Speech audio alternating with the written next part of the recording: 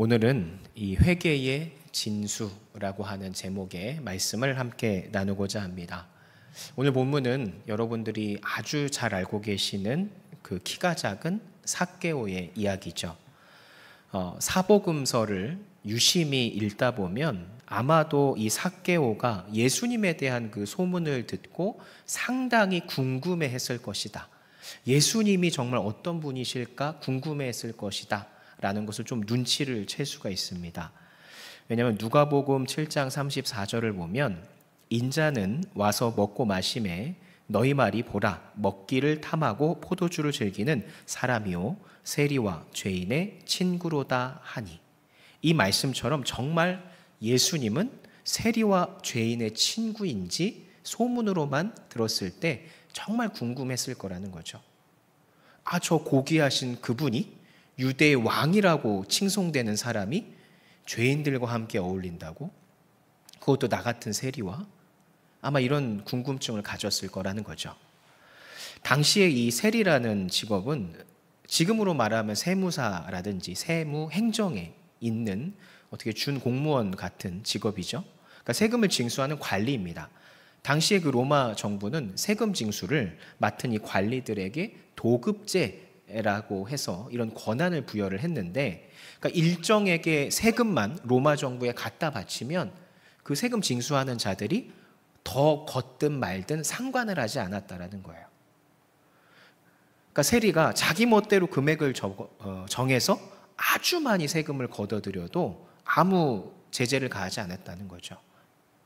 그래서 당시의 세리들은 이 로마 정부가 요구하는 그 액수 이상의 세금을 많이 걷어서 자기 몫으로 착복을 많이 했던 거고, 그래서 백성들의 원성을 많이 샀던 거죠. 특히 동족들인 유대 민족들에게 아주 많은 욕을 먹었다라는 거예요.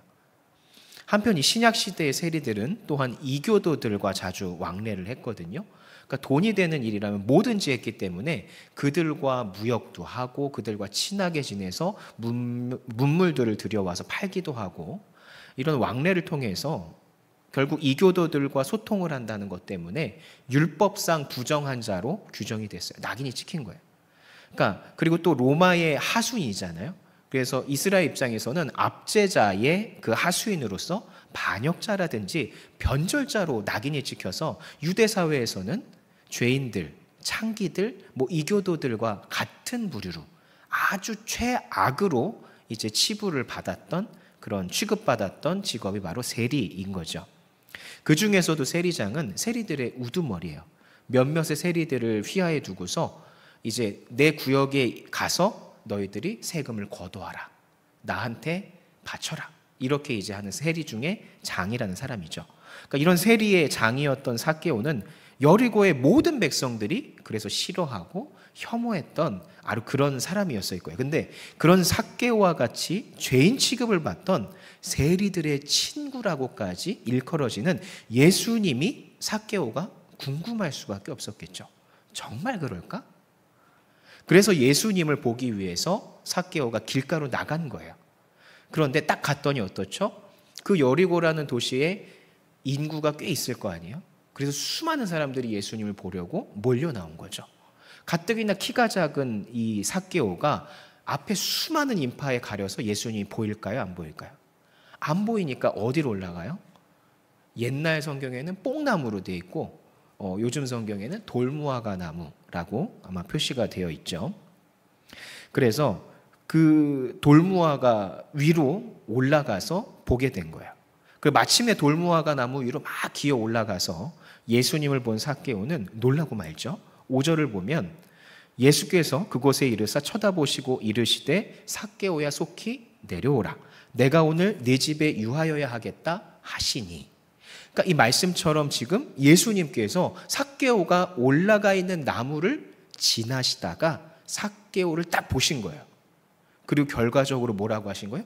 삭개오의 집에 내가 방문하겠다 라고 지금 선포를 하신 거예요. 이야기를 하신 거예요. 수많은 유대인들이 예수님을 호산나라고 막 외치고 유대의 왕이시여 막 이렇게 환영을 하고 이런 상황인데, 죄인 취급받는 삭개오에게 예수님이 내가 네 집에 방문하겠다라고 이렇게 이야기를 하시는 거예요. 분위기가 싸했겠죠. 그런데 반면 이 삭개오의 마음은 어땠을까요? 여리고의 모든 사람들이 메시아라고 부르고 유대의 왕이라고 부르시는 그 고결하고 대단한 예수가 모두가 혐오하는 대상인 이 세리인 자신을 두고 내 집에 오겠다. 그리고 내 이름을 불러주기까지 했어요. 그럼 삭개오의 마음이 어땠을까요? 여러분들 한번 생각해 보세요. 여러분들이 이렇게 괄시받고 천대받고 이렇게 인정받지 못하던 그 장소에서 거기에 최고로 명예롭고 칭송받는, 존경받는 누군가가 내 이름을 불러주고 내 손을 잡아주고 우리 집에 방문을 하겠다라고 이야기를 하는 거예요. 그게 얼마나 영광된 일이에요. 더 놀라운 것은 삭개오의 이름을 삭개오가 알려주지 않았어요. 뭐 했죠? 예수님께서 먼저 삭개오의 이름을 부르셨다라는 거예요. 마치 알고 계셨다는 듯이. 알고 계셨겠죠? 그리고 마치 기다렸다는 듯이 그곳에 서서 예수께서 삭개오의 이름을 부르셨다라는 거죠. 삭개오는 그 예수님의 부르심에 그러니까 어떤 감정이 들었을까요?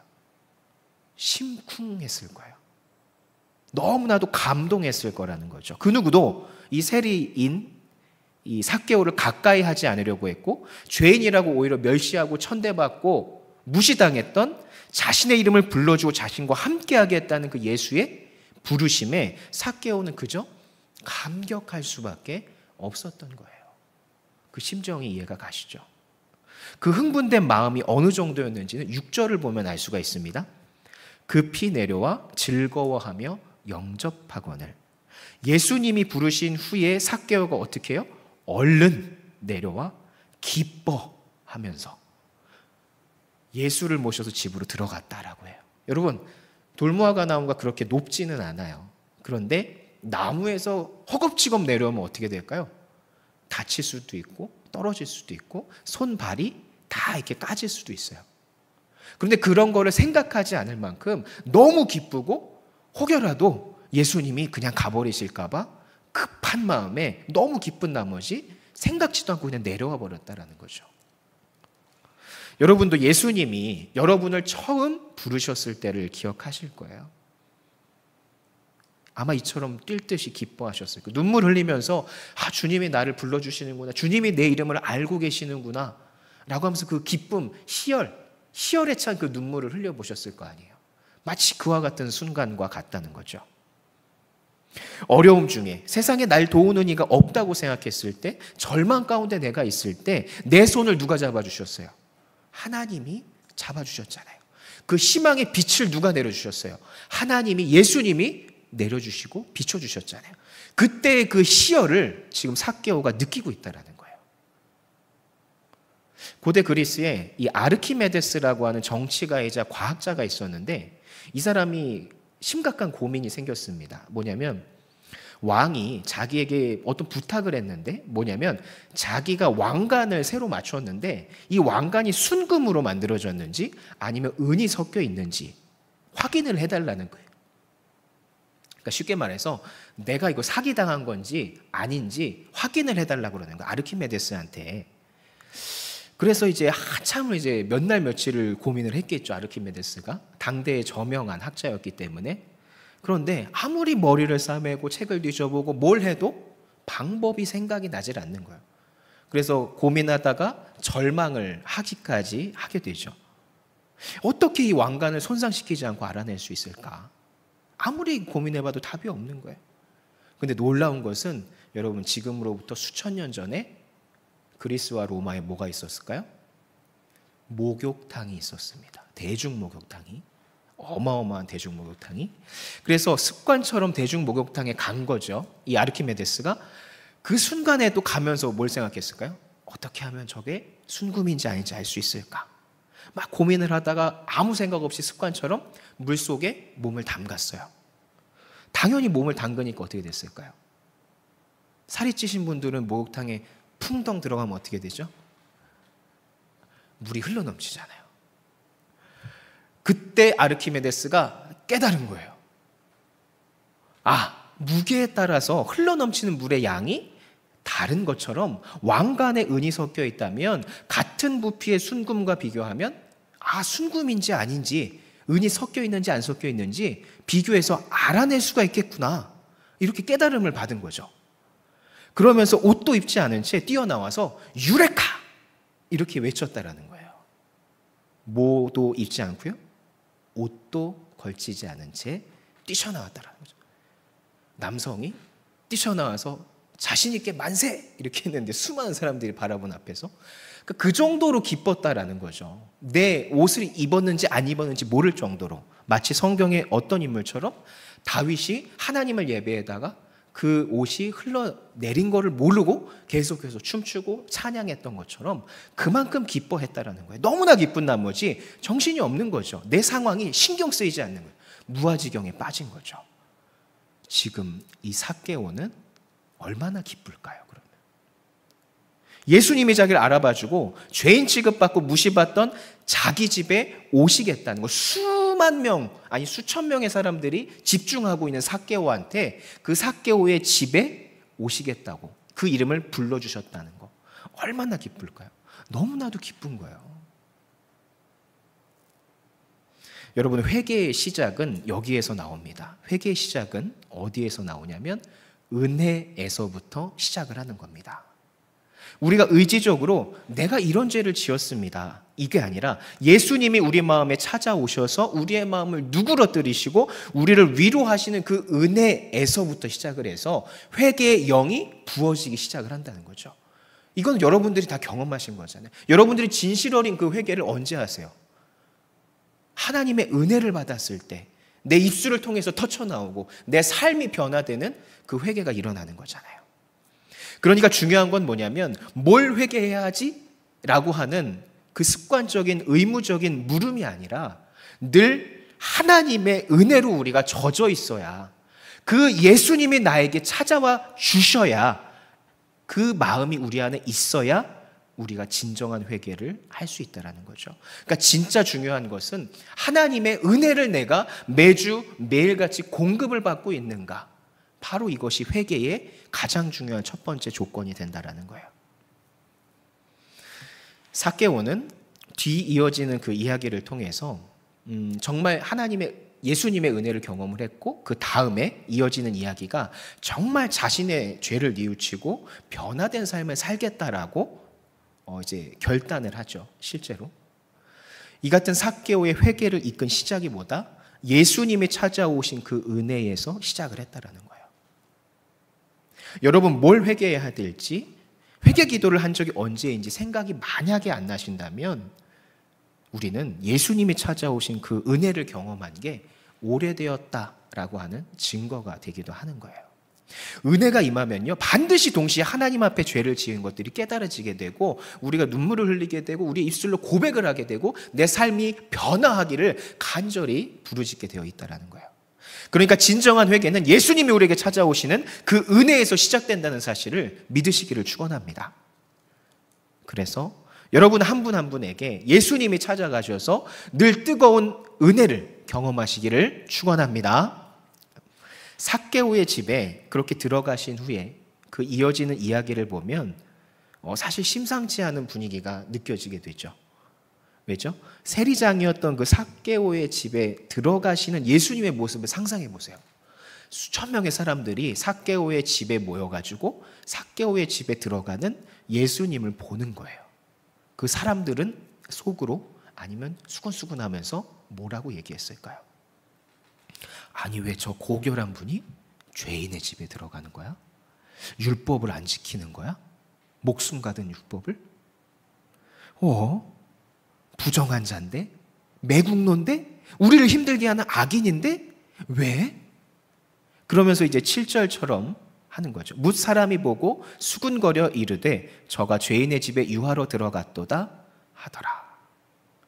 여기에 나오듯이 그가 죄인의 집에 묵으려고 들어갔다라고 수근수근 거리고 있었다라는 거예요. 의아한 거죠. 그 수근거림을 뒤로하고 예수님과 삭개오는 삭개오의 집으로 들어가게 됩니다. 그곳에서 삭개오는 놀라운 결단을 예수님에게 말을 하죠. 그러니까 바로 자신의 소유의 절반을 가난한 사람들에게 주겠다라고 해요. 그리고 강제로 빼앗은 것들은 4배로 갚겠다라고 이야기를 합니다. 그 결단이 있은 후에 예수님께서는 삭개오에게 9절의 말씀처럼 오늘 구원이 이 집에 이르렀다. 이 사람도 아브라함의 자손이다 라고 선포를 하시면서 삭개오에게 뭘 주어주신 거예요? 구원의 은혜를 허락하신 겁니다. 이 대목에서 우리는 회개의 진수가 무엇인지 또 하나 알 수 있습니다. 보통 우리는 회개라고 하면 우리의 입술로 우리의 죄를 고백하고 주님의 용서를 구하고 받으면 그것이 회개의 전부가 아닐까 이렇게 생각하거나 이것이 일상화가 되어 있어요. 하나님 죄송합니다. 내가 이런 죄를 지었습니다. 용서해 주세요. 끝. 우리의 회개의 모습이 이런 경우가 많다는 거죠. 저도 그럴 때가 많이 있고요. 우리 모두가 그럴 때가 많이 있죠. 그러니까 내가 마음이 편해지면 다 되었다. 다 이루었다. 이렇게 생각을 하게 된다는 거예요. 그러니까 이런 생각을 잘 보여주는 것이 밀양이라고 하는 영화에 잘 나와 있습니다. 기억하시는 분도 있고 잘 모르시는 분도 있을 텐데 전도연 씨와 송강호 씨 주연의 그 영화인데 여기서 여주인공이 전도연 씨인데 여주인공이 남편을 잃고 아들과 함께 그 남편의 고향인 밀양으로 내려가게 됩니다. 심신의 안정을 위해서. 심신을 달래면서 그래도 그럭저럭 좋은 나날들을 보내고 있었는데 갑자기 아들이 유괴를 당하게 돼요. 그리고 결국 유괴범에 의해서 아들을 잃게 되죠. 자식을 잃는다는 거 상상만 해도 끔찍하지 않습니까? 그리고 자식을 잃은 부모의 마음을 누가 위로를 해주겠어요, 사실. 그 찢어지는 것을. 그런데 그럼에도 여주인공은 교회로부터 받은 은혜가 있었고 그 신앙의 힘으로 점점 회복을 해갑니다. 그리고 그 신앙의 힘으로 결국 그 유괴범도 용서해 주기로 마음을 먹죠. 그래서 면회를 가게 돼요. 그런데 감옥에서 마주한 이 유괴범의 태도에 절망을 하게 됩니다. 왜냐하면 그 유괴범이 딱 그 면접하는 장소에 나왔는데 자신의 죄를 예수님이 다 용서하셨으니 다 됐습니다. 나는 평안합니다. 이렇게 얘기를 하는 거예요. 여러분 이게 말이 돼요? 유족들한테 한마디 사과도 없이 유족들한테 받은 사과 하나도 없이 받은 그 용서 하나도 없이 자기가 죄를 고백했는데 내 마음이 편해졌으니 하나님이 나를 용서하셨어요. 그래서 나는 다 해결됐어요. 나는 마음이 편하네요. 이러면 이게 진짜 회개라고 할 수 있는 건가요? 마태복음 5장 24절에서 26절을 보면 이렇게 말합니다. 예물을 제단 앞에 두고 먼저 가서 형제와 화목하고 그 후에 와서 예물을 드려라. 너를 고발하는 자와 함께 길에 있을 때 급히 사화하라. 그 고발하는 자가 너를 재판관에게 내어주고 재판관이 옥리에게 내어주어 옥에 가둘까 염려하라. 진실로 내게 이르노니 네가 한 푼이라도 남김없이 다 갚기 전에는 결코 거기서 나오지 못하리라. 이렇게 말을 합니다. 율법이에요, 율법. 뭐죠? 하나님께 죄를 고백했으니 끝! 이게 아니라 먼저 용서받고서 용서하고서 하나님께 나와와라. 하나님께 오라. 이렇게 이야기를 하고 있는 거예요. 그만큼 하나님께서는 진정한 회개라는 것은 내 잘못에 대해 실제적으로 책임을 지는 것을 정말 중요하게 생각을 하신다라는 거예요. 그리고 이것이 삭개오가 보여준 회개의 진수와 일치하는 겁니다. 입술의 고백을 넘어선 내 잘못에 대한 용서받음과 실제적인 변화, 책임지는 삭개오는 이 회개의 진수를 보여준 거예요. 자신의 소유의 절반을 가난한 사람들에게 주고요. 강제로 빼앗은 것들은 그대로가 아니라 4배로 갚겠다라고 이야기를 해요. 그러니까 여기서 빼앗은 것에 4배로 갚겠다는 것은 제가 예전에 이것을 계산을 해본 적이 있었어요. 당시에 세금이 얼마고 얼마나 착복했을까? 그리고 당시 사람들의 수입이 얼마였을까? 이것을 했었는데 이 4배로 갚겠다는 건 뭐냐면 결과적으로 전 재산을 넘어서 다 털고서도 모자라요. 그 얘기는 뭐다? 내가 빚을 지든 평생 내가 그들에게 사죄하며 살든 어떻게 해서라도 갚겠다. 내 거 다 상관하지 않고 내 이익 남기지 않고 내 명예 남기지 않고 어떻게 해서든 다 갚겠다라고 하는 무시무시한 발언인 거예요. 여러분들이 돈 1,000만 원을 빌렸는데 전 재산이 1,000만 원이에요. 그런데 4천만 원을 갚겠다고 얘기하는 것과 똑같은 거예요. 그 4천만 원 언제 보실 거예요? 전 재산이 자금이라도 있어야 뭘 해가지고 팔아서라도 뭘 할 텐데. 그만큼 무시무시한 발언이라는, 그냥 다 내려놓은 거예요. 계산 없이. 내가 이 정도면 손해 안 보겠지? 이 정도 갚으면 체면치레 하겠지? 덜 창피하겠지? 이런 게 아니고 그저 말로만이 아니라 순종으로 보여줬다라는 거예요. 책임을 지는 모습을 보여줬다는 거죠. 그래서 그 후에 예수님이 뭘 선포하신 거예요? 오늘 구원이 이 집에 이르렀다 라고 이야기를 하신 거예요. 먼저 구원을 선포하신 게 아니라 책임을 다하는 진짜 회개의 진수를 보이고서 구원이 이 집에 이르렀다라고 이야기를 하신 거예요. 이 얘기는 행위로 구원받는다는 얘기를 하는 게 아닙니다. 구원받은 믿는 백성들은 마땅히 행실에 있어서도 이렇게 선하게 행동할 줄 알아야 하고 자연스럽게 이렇게 선한 행동으로 이어진다라는 것을 이야기를 드리는 거예요. 여러분, 만약 하나님의 은혜 가운데 회개할 것이 생각이 나신다면 반드시 이와 같이 책임을 지시는, 순종하시는 회개의 진수를 이루시기를 바라요. 하나님이 기뻐하시는 회개는 우리의 잘못을 고치는, 고쳐가는 그런 순종의 회개를 원하신다는 거예요. 변화가 없는 회개가 아니라 내 삶의 모습이 변화하는 그것을 원하신다라는 거예요. 그저 입술로 고백하고 끝나는 것은 하나님이 기뻐 받으시지 않으신다는 거예요. 아까도 싸웠으면 어떻게 하라고 그러죠? 서로 사과하고 용서하고 용서받고 와서 예배드리러 오라고 하잖아요. 하나님은 받지 않으신다니까요. 진짜 회개가 아니고서는.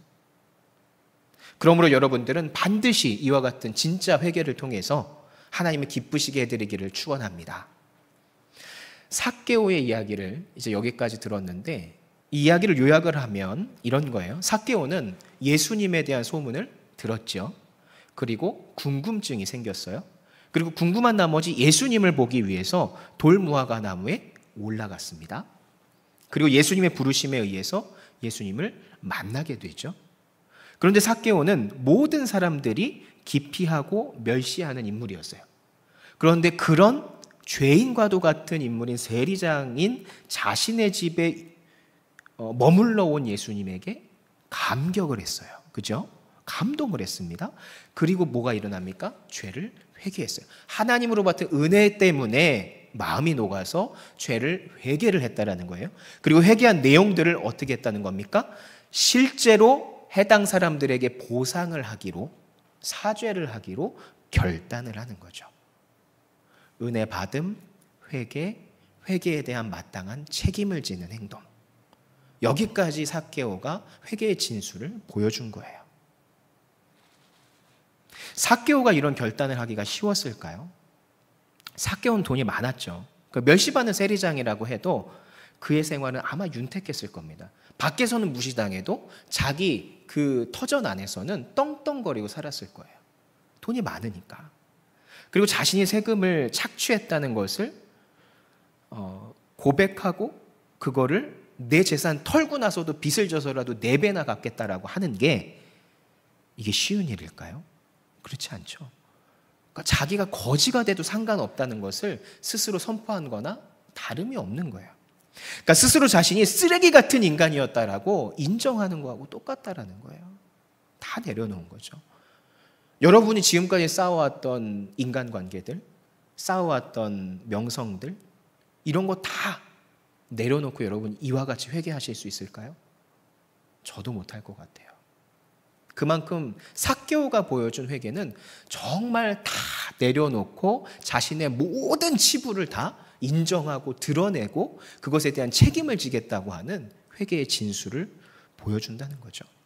그러니까 여기서 필요한 것이 하나가 더 있는 게 뭐냐면 이 회개의 진수를 이루기 위해선 사실 우리의 죄를 십자가에 철저하게 못 박는 것이 필요합니다. 왜? 우린 인간이기 때문에, 연약하기 때문에. 십자가에 못을 박는다는 건 뭐죠? 저 십자가에 나의 죄를 못 박아서 더 이상 나를 쫓아오지 못하게, 그 죄가 나를 영향력을 끼치지 못하게 하는 거예요. 보통 우리가 짓는 죄들의 특징이 뭐죠? 반복적이고 습관적이라는 거예요. 우리가 다 아는 죄들이 있어요. 내가 이거 하면 안 되는데. 짧게는 뭐 1년, 길게는 10년, 더 길게는 수십 년 동안 반복적으로 습관적으로 짓는 죄들이 우리 안에 있다. 반대로 죄라는 것은 그만큼 반복적이고 습관적이다라는 거죠. 이것은 마치 중독의 특성과도 같습니다. 종이 한 장 차이예요. 중독과 이 죄의 특징이. 중독이 뭐죠? 안 되는 줄 알면서 나도 모르게 막 하게 되는 게 바로 중독이에요. 조금 이걸 가볍게 얘기하면 강박이라는 것도 비슷한 얘기가 되죠. 그렇다고 중독이 강박은 아니지만 어쨌든 이 중독이라는 것은 반복적이고 습관적이에요. 이 중독을 영어로 addict라고 하는데 이 앞에 접두어 ad, 어드가 붙어요. 그리고 뒤에는 dict라고 하는 게 어미가 붙어요. 근데 이 dict라는 것은 diction, dict, 말하다. 그래서 사전이 딕셔너리잖아요. 아무튼 그래서 말하다 이런 뜻이에요. 그리고 앞에 ad, 어드는 어디에 라는 뜻을 가져요. 그러니까 합성하면 어디에다 대고 계속해서 귀에 못이 박히도록 말을 하고 있는 그런 상태를 어딕트라고 하는 거예요.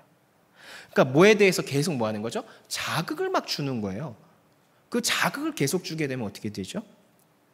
무감각해지고 익숙해져요. 그걸 당연하게 여기게 됩니다. 그러니까 습관이 되는 거예요. 반복하게 되는 거예요. 그래서 안 좋은 습관과 반복을 하게 되면 그것을 우리는 중독이라고 이야기를 하는 겁니다. 죄는 이처럼 중독과 같아요. 안 되는 줄 알면서 반복적이고 습관적이 되는 거죠. 그러니까 죄에 대해서 진정한 회개를 한다라고 하는 것은 정말 평생을 가도 어려운 일이에요. 단번에 끊어내는 것은 정말 힘든 일이라는 것을 이렇게 설명을 드리는 거예요. 그러니까 우린 이거를 계속해서 어디에 박아야 돼요? 십자가의 못을 박아야 하는 겁니다. 예배를 통해서, 기도함을 통해서, 우리가 은혜를 받을 통해서 계속해서 우리가 예수 그리스도에 박히신 그 십자가에 우리의 죄를 또한 못 박아야 되는 거예요. 못을 박으면은 상식적으로 우리가 그곳을 떠나면 그 못 박힌 것이 우리를 따라올 수 있습니까? 못 따라오는 거예요. 그러니까 우리의 의지로는 할 수 없지만 예수 그리스도의 은혜로, 하나님의 은혜로 십자가에 못 박기를 계속하면 그것이 우리를 영향을 끼치지 못할 정도로 이뤄갈 수 있다라는 거죠. 말로 짓는 죄든 행동으로 짓든 마음으로 짓든 습관적이잖아요. 저도 그럴 때 많아요. 하율이 앞에서 부끄러울 때도 많아요. 화를 낼 때도 있고. 그래서 막 고치려고 해봐도 저도 잘 안 되는 게 있어요. 분명히. 결격 사유죠. 근데 그럼에도 우린 십자가의 그 죄를 계속해서 못 박아야 됩니다. 우린 연약한 존재이기 때문에 그럴 수밖에 없어요. 더 이상 내게 영향을 끼치지 않도록, 아니 조금이라도 덜 영향을 끼치지 않도록, 전혀 생각나지 않도록, 반복하지 않도록 마치 삭개오가 자신의 모든 것을 내어주고 회개의 진수를 보여줬던 것처럼 우리도 그렇게 철저하게 회개해야 한다는 거예요. 철저하게 회개한다는 것은요, 여러분, 단번에 그것을 끊어낸다는 것을 뜻하는 게 아니에요. 단번에 끊어내는 것은 정말 잘하시는 거죠. 그런데 대부분의 인간은 그렇게 할 수가 없어요. 계속해서 우리가 끊어내는 것을 반복하고 그 실수를 줄여가는 것이 하나님이 우리를 기쁘시게 보는 모습이라는 거죠. 여러분, 회개가 그래서 결코 가벼운 게 아니에요. 우리가 그냥 그 이론 중에 하나, 그냥 교리 중에 하나, 내가 초신자였을 때 들었던 그 이야기, 여기에서 끝나는 게 아니라는 거죠. 마음 놓고 있을 때가 아니라는 거예요. 여러분, 복음을 설명할 때 그 복음의 중심에 뭐가 있어요? 회개가 있어요. 회개가. 그만큼 예수님의 성경을 통해서 말씀하시고자 했던 핵심 중에 하나가 뭡니까? 회개였어요. 세례 요한이 뭐라고 외쳤어요? 회개하라. 회개하라. 그게 가장 중요했다라는 거죠. 그러니까 우리가 회개라는 것을 우습게 볼 부분이 아니라는 거예요. 우리가 진지하게 생각을 해봐야 된다는 거죠. 예외는 없습니다. 그 누구도 하나님 앞에서 죄인 아닌 자가 없는 것처럼. 부디 우리 성도님들은 그래서 늘 겸손하셔서 하나님 앞에 무릎 꿇고 진정한 회개에 이르시는 성도님들 되시기를 축원합니다. 오늘 회개에 대해서 이게 말씀을 나눴는데, 회개의 첫 번째는 뭐가 필요하다고 했죠? 하나님의 은혜. 이 은혜가 있어야 우리 죄가 깨달아지고 그 죄를 우리가 고백을 한다고 했어요. 그리고 여기서 멈추면 안 되죠. 내 죄가 더 이상 반복되지 않도록 철저하게 십자가에 못 박는 과정이 필요해요. 그 과정 가운데는 결단이죠. 그리고 순종이죠. 내가 잘못한 것에 대한 책임을 지는 이와 같은 순종이 계속적으로 일어나야 우리가 철저하게 십자가의 못을 바꿀 수 있는 겁니다. 그 죄를. 말로만 하고 끝나는 것은 하나님이 기뻐 받지 않으신다고 했잖아요. 예배하러도 오지 말라고 하잖아요. 그만큼. 하나님은 내 죄에 대해서 변화된 모습, 결단과 같이 철저하게 십자가에 못 박아서 더 이상 내가 그 죄의 영향력에서 멀어지는 것을 하나님은 기뻐하신다라는 거예요. 이 사실을 기억하시기를 바라요. 우리가 회개를 하고서 그 다음에 또다시 이 수그러드는 이유가 뭐죠? 또 그 죄를 범하게 됐을 때 그때 수그러들게 돼요. 왜 그렇습니까? 회개라고 생각하면 완벽하게 단번에 끊어내야 된다고 생각해요. 그런데 인간은 그렇게 할 수가 없다고요. 본성적으로 죄가 강하기 때문에. 그렇다고 해서 이걸 구실 삼아서 내 죄, 또 회개하면 되지, 이런 마음이 아니라 마음 아프고 실망하면서도 그럼에도 불구하고 십자가에 못 박는 과정을 반복을 하셔야 된다는 거예요. 이 얘기를 드리는 겁니다. 그래서 우리 성도님들은 오늘부터 이 하나님의 은혜를 구하시고 그 은혜 가운데 반드시 내 죄가 깨달아지면 그 죄를 고백하시고 그 죄에 대해서 철저한 순종으로 회개의 진수를 이루시는 성도님들이 되시기를 축원합니다. 많은 죄들이 있어요. 내가 하나님보다 우선시하는 것들, 보통은 그것이 하나님 앞에 죄입니다.